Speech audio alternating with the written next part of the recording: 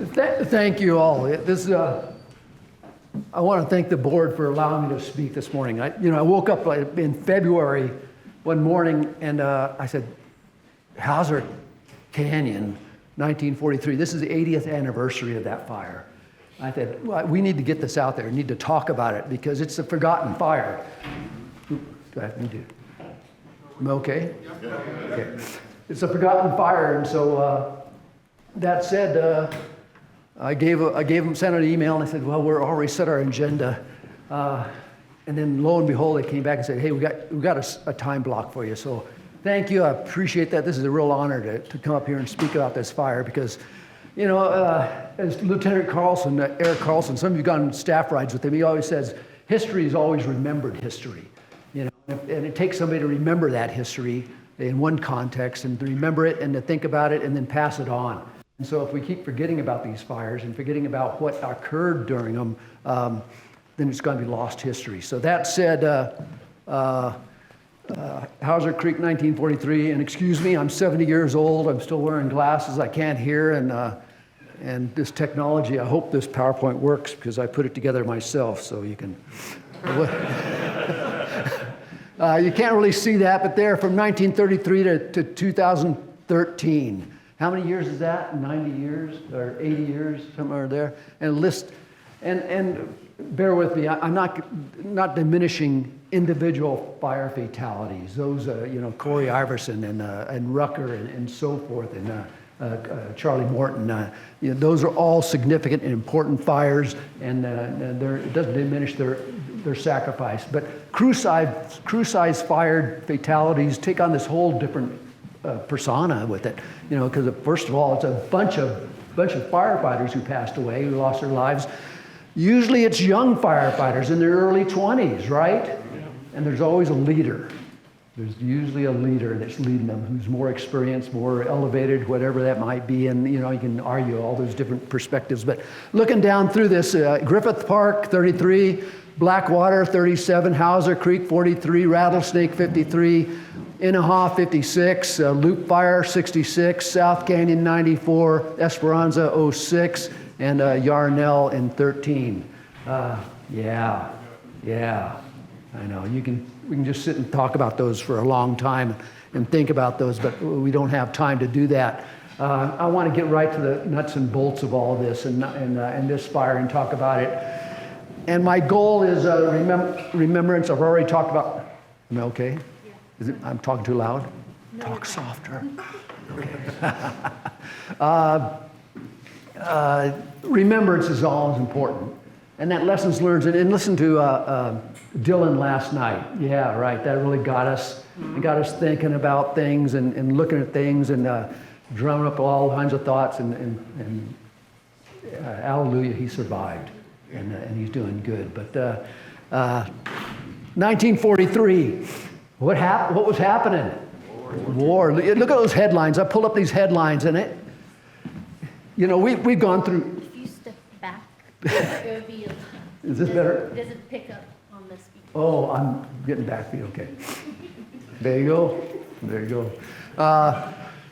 We've gone through 20 years of what we called war in Iraq and Afghanistan, and surely that was real war and a lot of tragedy going on there. But World War II, I don't know, students out there, it was really World War. It touched every facet of life. Worldwide, you couldn't go anywhere without World War II being in the middle of it. And so 43, of course, the bombing of Pearl Harbor had happened almost 2 years earlier, 1941, but here we are in the middle of 43. We're right in the grips of it. And on two fronts, both Germany and Europe and in the Pacific. And when we talk about that in the Pacific, San Diego was the head of the Pacific Fleet. The Pacific Fleet was based here. The Marine Corps Training Center, MCRD, was here. All branches of the services had bases or camps in San Diego. Air Force, Marines, Army, and Marines, Navy. I think I covered all four, and Coast Guard. But regardless, it was a full-on effect in San Diego. And you couldn't walk down a street anywhere without seeing somebody in uniform. And it was pretty intense in San Diego at that time. Of course, firefighting was a lot different back then, right? You look at that and the way we fought fires, and we've talked a lot about technology, equipment training over the last couple of days, and all the advancements we've had. But back then, it was pretty. They were doing the best they could. They didn't have all the air tankers, they didn't have the helicopters, all the sophisticated radio systems, and none of the fire modeling systems or the weather forecasting systems, the iPads, laptops, what have you. It was just man against fire, right? It was all out. Grab a tool, shovel, Pulaski, and go dig a line. And CCCs by that time had faded away. They were no longer in, so you had to go to other sources for your crews to fight fires. Forest Service, and this is really Forest Service specific, all this thing, but we can talk about other things. CDF hadn't really come along in development at that point, so it was mainly the Forest Service doing it, and they grabbed the crews wherever they could. They knew a lot of prison crews back then with the Forest Service. They'd put a Forest Service employee in charge of the prison crew, and they'd go out and cut line, or pick up crews wherever they could find them, right? San Diego, specifically Camp Pine Valley. There was a Marine Corps training base in Pine Valley. I'll show you where that's at specifically. But that training base was a transportation company training center in Pine Valley. About 300 Marines would go there for 8 weeks at a time for training for mountain truck driving.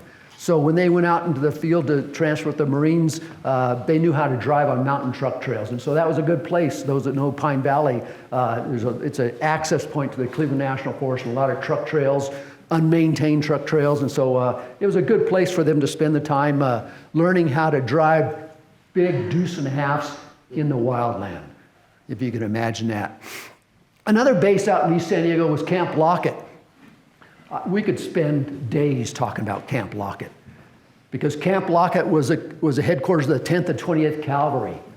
3,500 soldiers were stationed there, and 1,500 horses. So it was a big operation, and pretty unique, pretty interesting out there, because some of that the side story is the Buffalo Soldiers. These were Buffalo soldiers out there. African-American black soldiers, if you understand what we're talking about with Buffalo Soldiers. Great history, really unique history, but a lot of undercurrent going on there. And so again, I don't want to get into all those issues as far as race and segregation and that, but that was going on here. But that isn't really relevant to this story in that, but great place. And so let me pause for a second. If you're in San Diego County and you want a good day, go to Campo. There's a railroad museum out there where they have active locomotives with Pullman cars, and they give rides, and it's really a great history of rail travel out there, as well as Camp Lockett is still there. There's a museum for Buffalo soldiers, as well as a equestrian center, and then other historical avenues. So if you're into history and you want to know more, Campo is a great place. You can Google it and find out Camp Lockett. So that said, 3,500, 1,500 horses, big operation. I mean, what were they there for? This is really great. Patrol the southern border against invasion. I'm not going to go there. Okay. I just heard we're sending troops back down there, but not these. These guys would go out daily on horseback and patrol the border, literally, up and down for miles, riding those. What a great life, huh? Okay, what are we going to do there? We're going to go ride the border again. Yeah, great story of all that going on there, them riding their horses, patrolling the border. And so this kind of gives you an orientation of it. There's Hauser Canyon down here, Camp Pine Valley here north of the I-8, and Camp Lockett right on the border in Campo. So that gives you, orients you where we're talking about in Southern Cal, in the San Diego County area.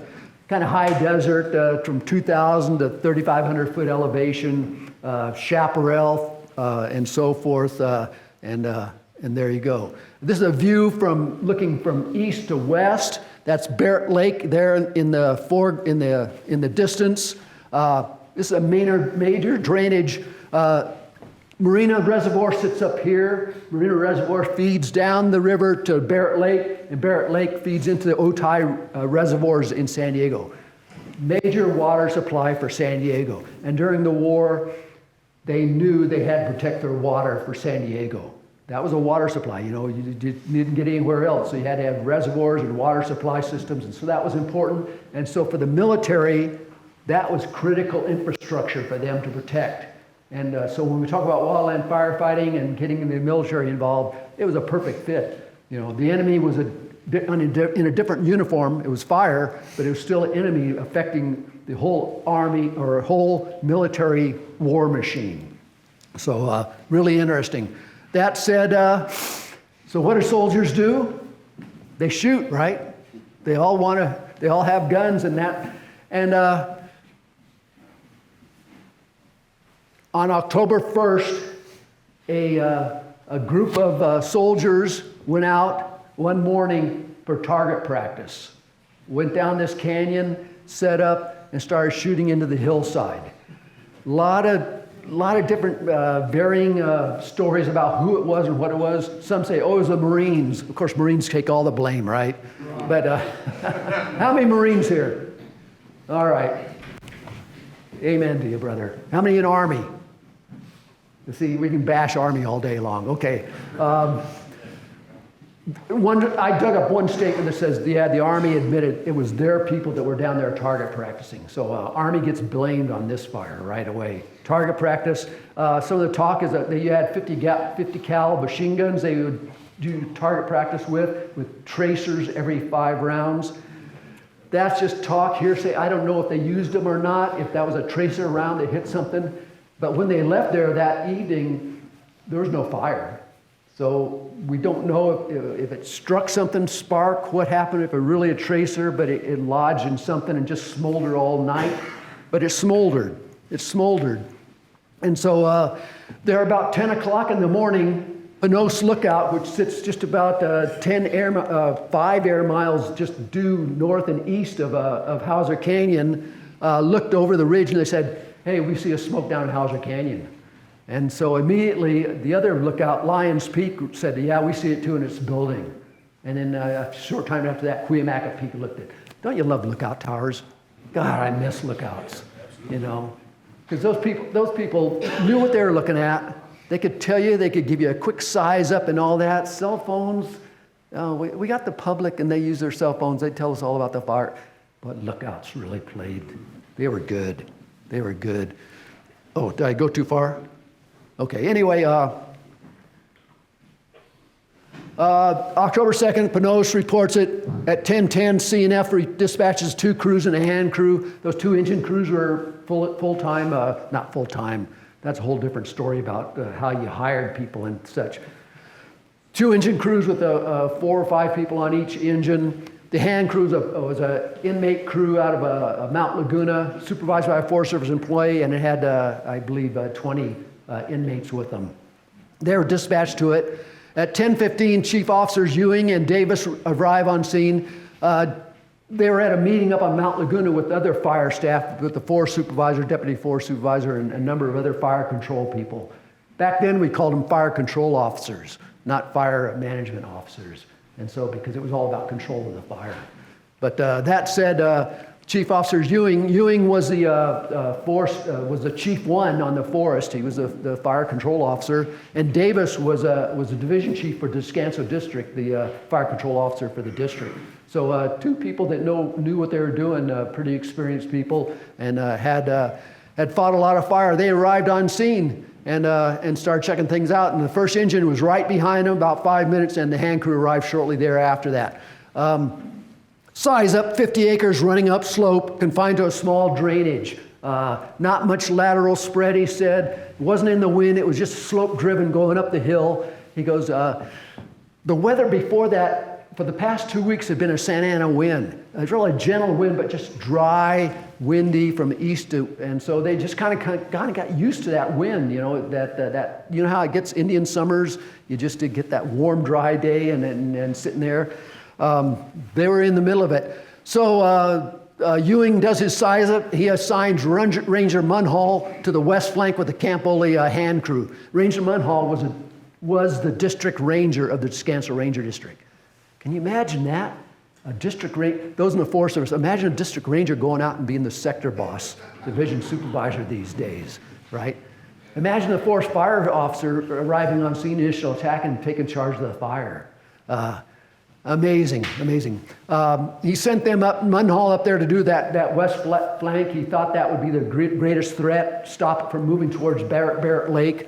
He sent Davis back to Lake Marina to order the Army and Marine crews. The Army and Marine crews are already been notified that they may be called up. And both crews have been, mainly the Marines, but both crews have been on other fires. There have been 4 other major fires, I say major, 1,000 to 4,000 acres over the course of the summer. So they'd all had fire experience. They'd all been out fighting fires, cutting line, doing mop-up, and so this was nothing new.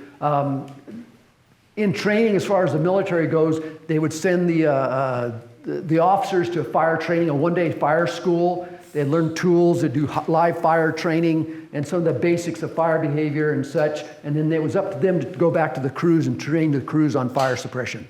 So yeah, a little sketchy, but that's just the way we did things back then. You know, no knocking that. That was a good plan in what they had back then. You know, and of course we do things a little bit different now with the military, but that full-on training out there and equipment, but there you go. Go get the crews. Here's what it kind of looks like. You can't really see it there, but in the bottom of the canyon coming up, I have a video here that you'll see it, but that wind was on the top of the ridges. It wasn't down in the canyon, scouring out the canyon. It was kind of keeping a lid, if you will. You've all been there with this light Santa Ana wind and keeps that lid on the canyon. Is this the video? There you go. If you'll start that. This is a view looking from west to east. And we're going to come up on the point of origin. Point of origin's right here.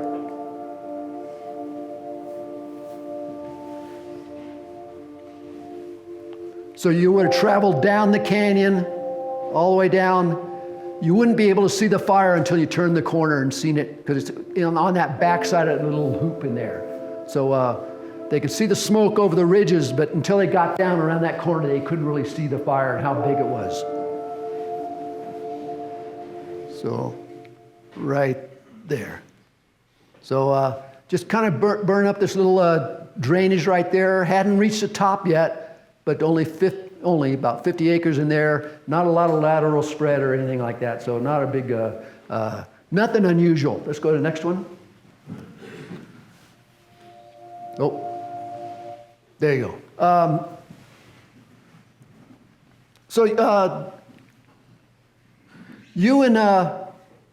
Ewan's looking at that, and he's got the crew, Munhall's all lined out and working the left flank, and he walks up through the middle of the fire to see how far if it's reached the ridge yet, and to check things out. And he turns around and he goes, "Man, this thing's going to be big." He goes, he could just sense it, and so he needed to get around to the backside to see where it was heading and make a new plan for fighting it up on top.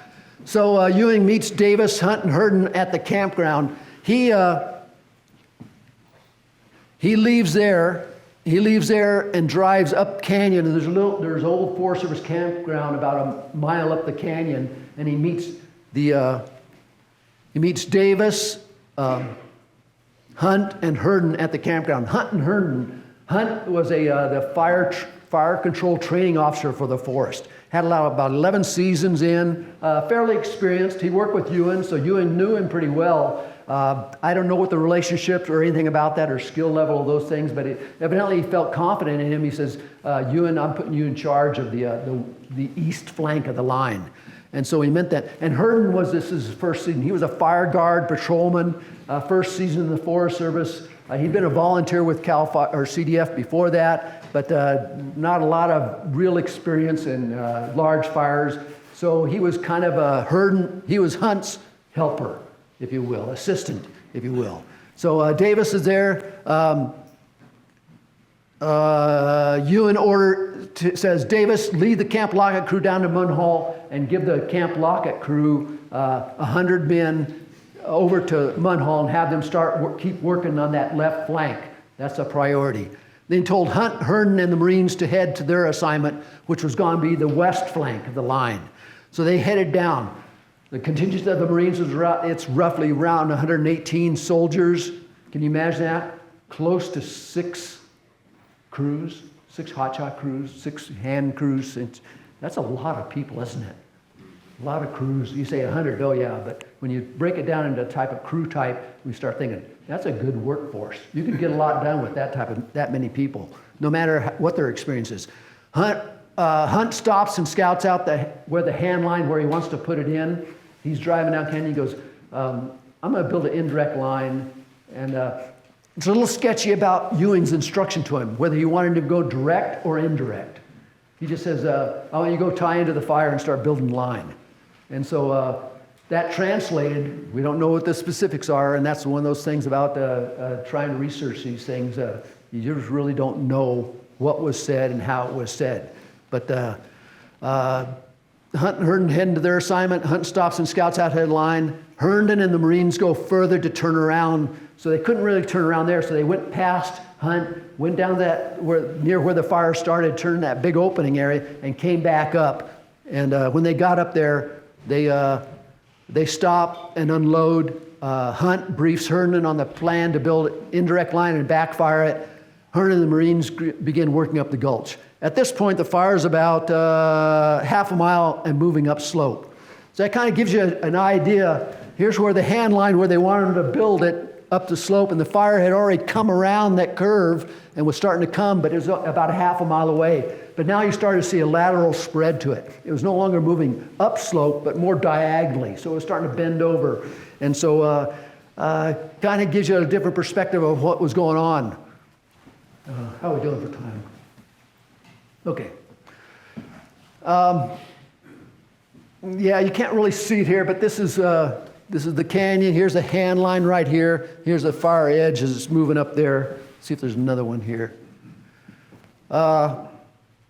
Davis leaves the west line. So Davis is down canyon with Munhall and his group unloading the Camp Lockett crews.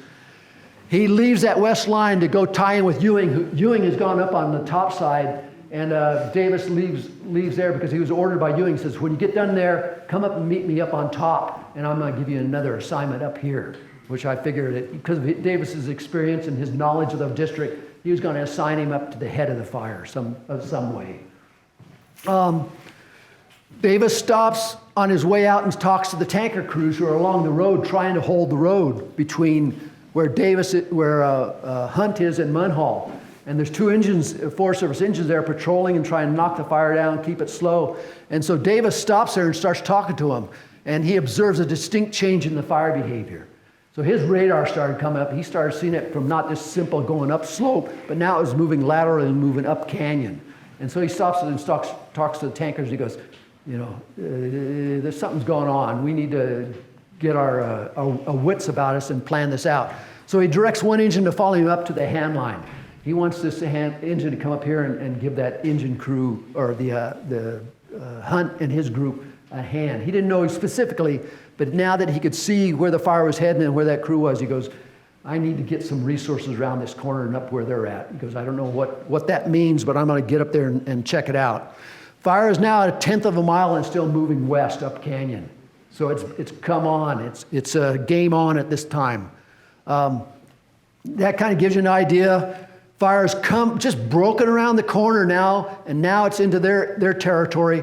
There's a hand line, and some of these pictures don't describe what this gulch looks like. If you know what a gulch means, gulch versus a canyon versus a draw, those all seem the same to me. But this gulch is a deep, narrow, tight drainage that it's not easy to get out of if you know what a gulch feels like. You've been in those situations. Davis stops at 1440, and some of these timestamps are either because the person remembers it, they looked at their watch, or because of radio contact. But the only radio they had was what the military had, and they had one radio man who was able to call back to camp. They didn't have radios on the fire line. They couldn't communicate that way. It was all by voice, yelling at people. hey, Jim, come back up the line, and so forth. And that, the old way. But Davis stops at the hand line and talks to Gunny Sergeant Wright. Now here's the other player, Gunny Sergeant Wright. He's in charge of those Marines, those 118 Marines. And he's not a fireman, he's a soldier. And those who know what a gunny sergeant is, he's got some grit about him and some knowledge, but he also knows rank and he knows orders, and he was told, you obey the Forest Service. They're your commanding officer, and you do what they say, and just obey orders and make sure our men do their job, whatever they're directed to do. And so that was his orders, but he's also got skookum. He always also knows what's up, and he knows danger, and he knows what's going on. And so he's there talking to Davis, and Wright voices concern about the Marine safety. Imagine that. A Marine, what does a Marine know about fire? Well, he knows about danger. And I had the opportunity to listen to Bob O'Neill, the SEAL who shot bin Laden, and he talks about fear. And he goes, a lot of people use fear as a mechanism of paralyzing them. He goes, fear is a tool of your body to tell you, heighten your senses and start looking around and understand and start interpreting what's causing you to feel that danger, because that helps you analyze and process things and react in a proper way instead of helter-skelter and running all over just because you feel fear. And so Gunny Sergeant was starting to say, I feel that spidey sense, something's going on, he goes, and he talks to he says, Davis, he goes, I'm worried about these guys.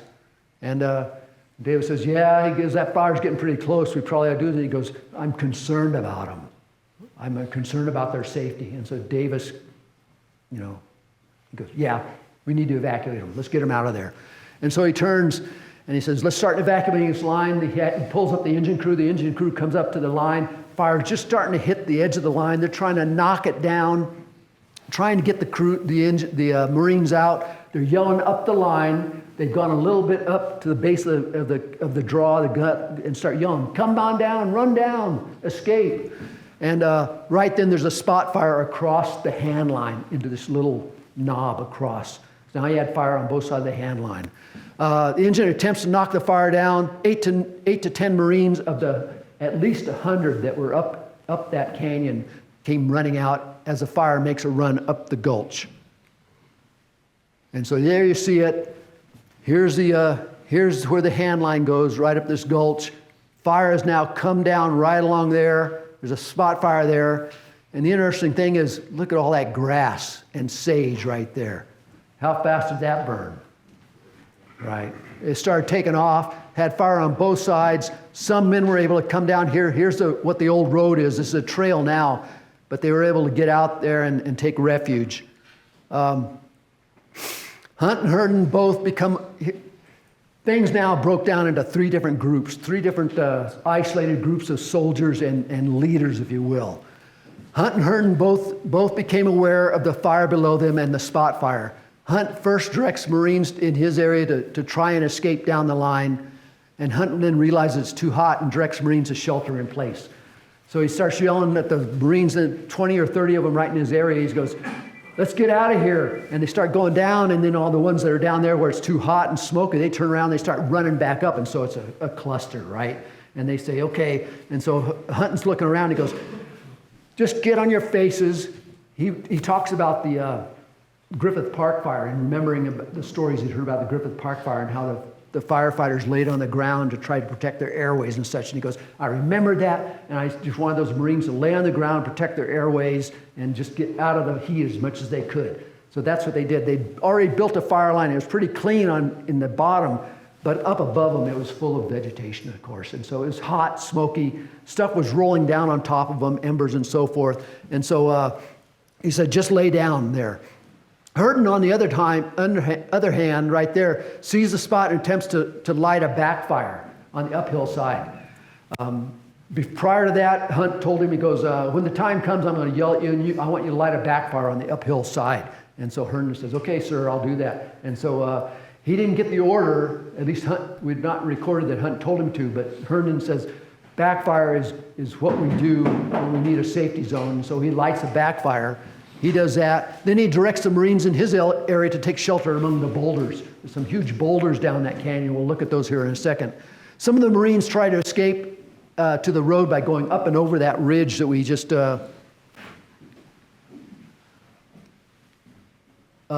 Hunt's down here, Herndon's here, and Stewart is up here. Herndon's group, a couple of his tried to run up through the brush and up over this hill down to the road. Now that looks pretty simple. I walked up that canyon a couple of weeks ago, and I couldn't see out of it, first of all.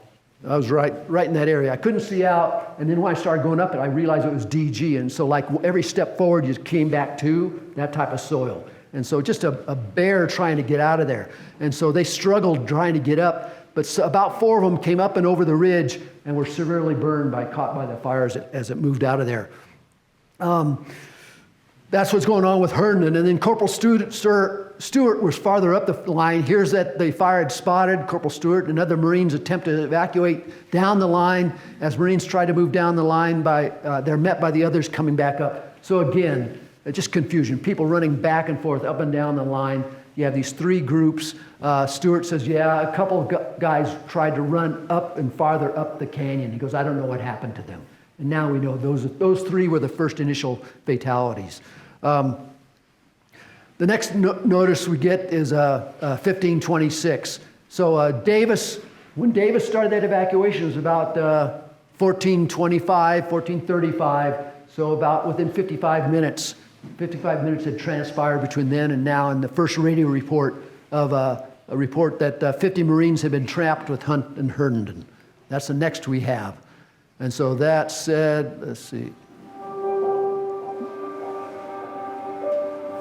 This is going to be coming up on the hand line. Let's give you an idea of what it looked like if you're driving up that road, driving up the road to where they wanted to start their hand line.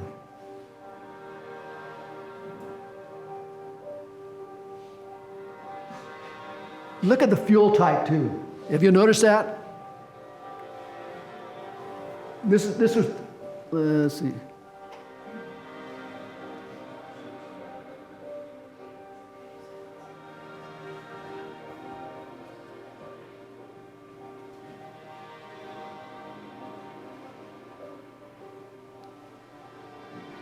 Okay, so I'm going to pause it right there.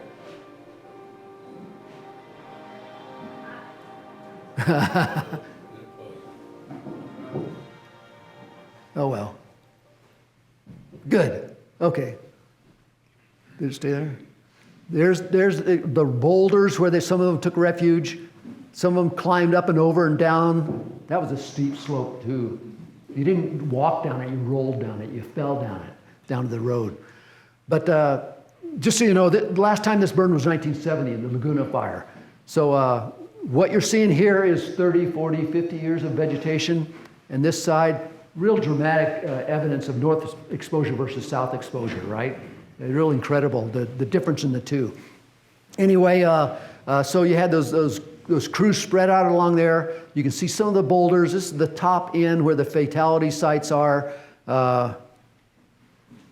There, that gives you a better view of it. Fire had now moved up both sides, was moving actively. Down here was Hunt, then Herndon was up here where he lit his backfire, and then Stewart was farther up. Stewart was the corporal in charge of his men. He was kind of like Gunny Sergeant Wright's right-hand man, if you will, commander out there in charge of the Marines. He wasn't a firefighter again. He said in his interview, I take orders from Hunt and Herndon. He goes, I'd worked with them before on other fires this year, and so he had some sort of relationship with them, and he knew them, in that said.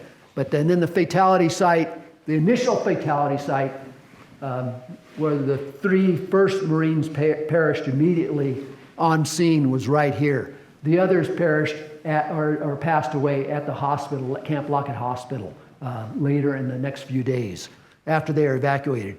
But that gives you another picture coming up. Hand line started here, came up, bend around. Hunt was in here with his men, not that far up the canyon, but of course he couldn't get out. He had fire on both sides. The window was closed. We talk about a lot about open windows. If you heard that concept, you talk about a lot about it on Yarnell. But, you know, look at a situation and say, okay, is that window of opportunity opening? Is it open, going to stay open, or is it closing? You know? And so evaluating your window of opportunities really fits well with this. And so knowing what was going through Hunt's mind, was his window opening? Was it wide open, or was it closing? You know? It sure seemed like it was closing the minute he got on scene, I think. But I don't want to speculate on that, but that's evaluation, right? The window had already started closing, and he just didn't recognize it. So Hunt, boulders right in there. That's where Herndon was, and Stewart was up a little bit higher. And then, of course, the fatality site's up here on top, where the other Marines tried to outrun the fire and get up and over. They just were trying to get as far away as they could from that flame. And so, again, doesn't give you a very good picture of that, but just some of those boulders, big boulders, and that definitely saved their lives, of taking shelter behind those boulders. And you know, as a hotshot, I was always told, rocks are your friends. And never really pictured that out, because it was all about tying your line into rocks, right? But in this situation, rocks were their friends, because it was their only shelter they could from that heat and that flame coming up canyon. So this is a news article, October 3rd, 1943. And 4 Marines killed, 78 hurt in fire. So it really pushed the news war to the bottom. Of course, because it involved Marines, it fit in well with the war narrative. You know, here's soldiers out there. We know about these soldiers, and here 4 of them died, not in battle per se, but in fighting a forest fire. And we all know that concept of fighting a forest fire is battle, right? It is battle. And it's interesting, some of the comments later on in this narrative, where they talk about, you know, they thought they were going to go to war and die overseas in some far distant land, and here they had to die here on American soil fighting a fire. The 10th man. So there's 9 Marines killed that day on October 2nd. 3 died the first day, and then the number of the other 6 perished over the following few days.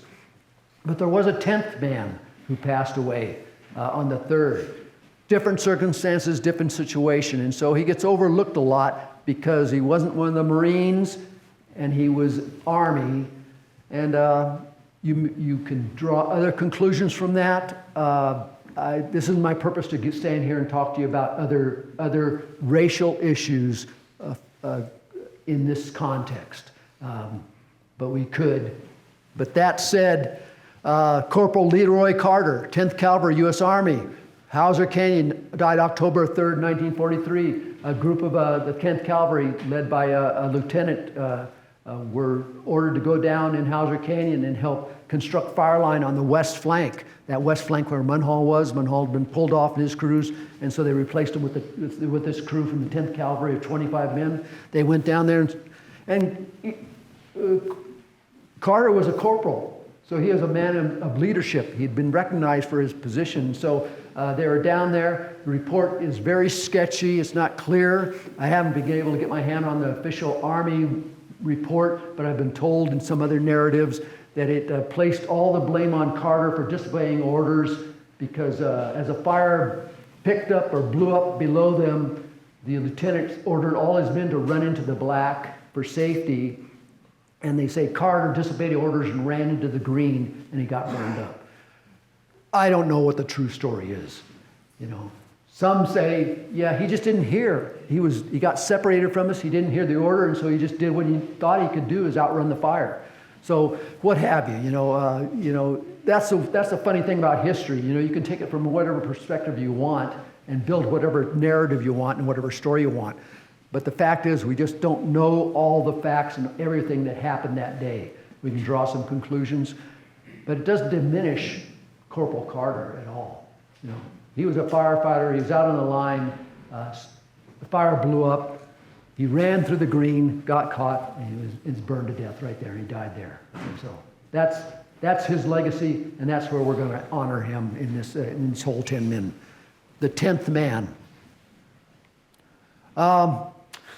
So the Board of Review, I'll wrap this up real quick here. Board of Review, here's one of their conclusions. It's very interesting, telling, because as you read all the narrative, all the interviews, you don't grasp some things that they're saying in here because they've made some evaluations about personalities and things that we're not privy to. And so while the decision to construct the indirect line in the location chosen under the existing conditions is probably supportable, that decision left a very tight window to build and backfire before the main fire reached the indirect line. I think we all kind of reached that conclusion. Yeah, shouldn't have done that. That was it. Goes on, all members of the review board doubt they would have attempted so tight a race. Wow. And all those, the 5 people on that review board, all experienced firemen, all had a lot of years in, and they both came down and they go, I wouldn't have done it. I wouldn't have done it. The central point is the degree of prudence and judgment used by Hunt. The taking of chances of varying degree is inseparable from an aggressive fire policy, but it requires a seasoning of training and experience. Senior officers must give junior officers the full chance to accept responsibility and make decisions with their consequences, but with safeguards in place. What they're saying is, yeah, we need to train our people and give them real life experiences and put them out there and let them win and let them lose, let them succeed and let them fail. But let's have safeguards in there, a mentor, somebody following them. Yes, sir. That last sentence you read is assignment turned down. And they're talking about assignment turned down in 1943. And we're still talking about it today. Don't get me started, brother. Yeah, training of fully dependable, high caliber leadership demands this. Wow, they talk about leadership in 1943. Wow. So, yeah, you go back and read some of the, because of this, I went back and looked at some of the fire control notes the Forest Service published in the 20s, 30s, 40s. A wealth of information, but the things they talked about were the same things we're still talking about today. Leadership, training, experience, recruitment, pay. Some of those things, they talk about equipment and technology, but some of those other issues. Interesting stuff. If you have a chance to come down Hauser Creek someday and you want somebody to tag along, here's a memorial down in the canyon. The boulder right at the mouth, right around the other side is where the hand line started. Plaque here has the 9 Marines. Corporal Carter has not been given his due in any plaque. The Forest Service is rebuilding another monument up at Descanso Station that will include his name as a 10th man. I don't know if that's occurred yet, but he will be remembered, which I'm glad they finally did that. But of course, this monument is for the Marines who perished in that canyon or lost their lives there. And that's where that is. And that's a picture 2 years later of the dedication ceremony. They had a full honor guard down there and so forth to dedicate it. Any questions? Yeah, gosh. Thank you for letting me just talk about this because it's, remembrance, yeah. We'll remember them. We won't forget them. The things we say, never forget. We'll do that. But that said, the lessons learned there are still talking about. 1957, Hauser Canyon was one of the 6 fires they reviewed for the 10 standard firefighting orders. And so 1957, fire review 10 standard was supposed to stop all that. But then we had the Loop fire. Then we had South Canyon. Then we had Yarnell. Yeah. Thank you.